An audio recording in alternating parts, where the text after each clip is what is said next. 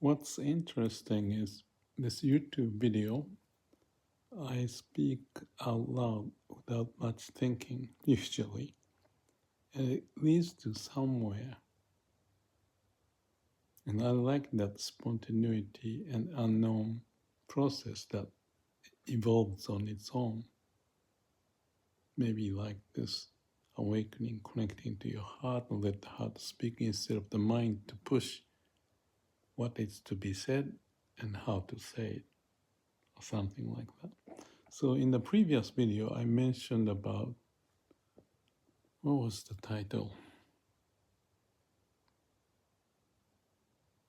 Yes, about the middle way, in the sense that the Dalai Lama gave to my book, Result from the Heart, a comment pointing, use the brain, but at the same time, listen to your heart. And then I was referring to the Buddha's, whether Buddhas shed tears or not.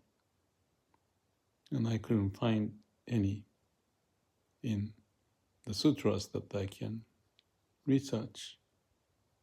But that was a long time ago. Now I don't get bothered with it. Why? This is an interesting thing. Shedding tears is natural. It may happen, it may not happen, depending on each individual, the state, and we are the human, and I am a human, and Buddha may be different level of humans, but the humans got this brain which may not be able to connect to the heart all the time. If that happens, the bottom line is it's not easy to happen if you live in the society. And if you wish for the society and the people, like may all beings be happy, there are issues that it's very difficult to ascertain, figure out what to do. Like what we go through now in the turmoil in the world. And in the process of not knowing, because you are not individual, but the part of the society, and the information coming to you may not be as clear.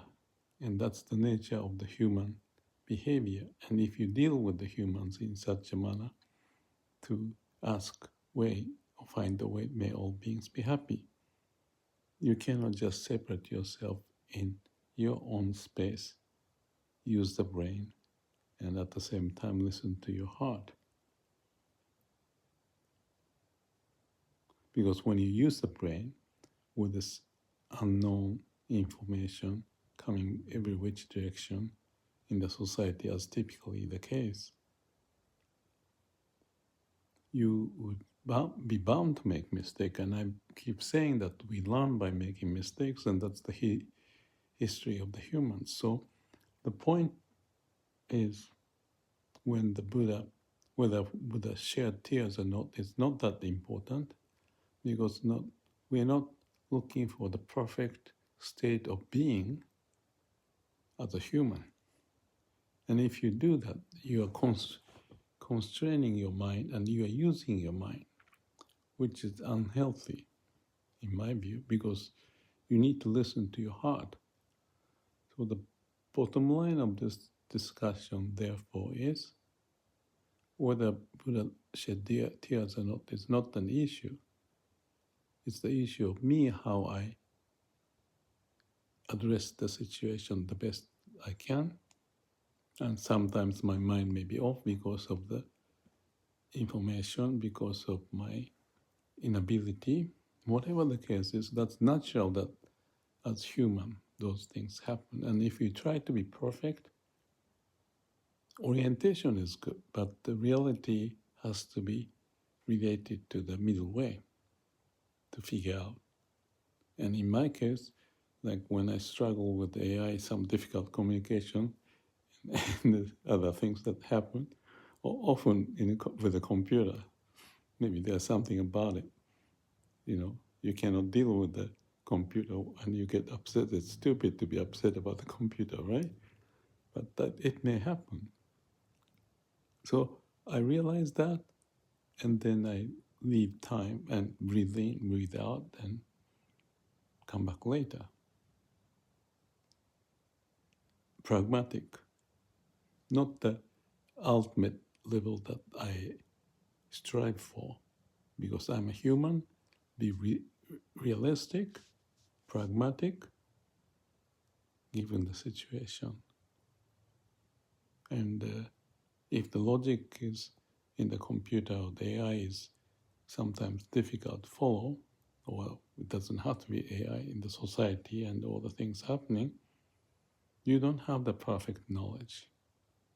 So you're bound to make a mistake living in the human world.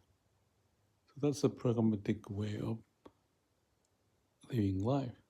So the long story, that I cut it short, is that just notice, always be aware of when your liveliness is dwindling, and then you're getting exhausted or a little upset, then have a break. That's natural. Bring the natural into the place when the society's discussion and so forth have lots of unknowns and consuming, or in this case of the computer, lots of unknowns as why they may not be able to do this or that, and there are lots of possibilities out there, and I cannot picture all the potential solution for that. And even if I could, it's not going to be a easy way to live life. So be pragmatic. And as I go on, know this process and find the boundary of where to stop, calm, quiet, connecting to the heart, and refresh. Find the source of my energy, connecting, and then move on. So let's find a realistic solution, but not to live in the idealistic utopia, or the orientation is good, but the reality has to be checked against each situation, the state we are in, to make the best and find the middle way.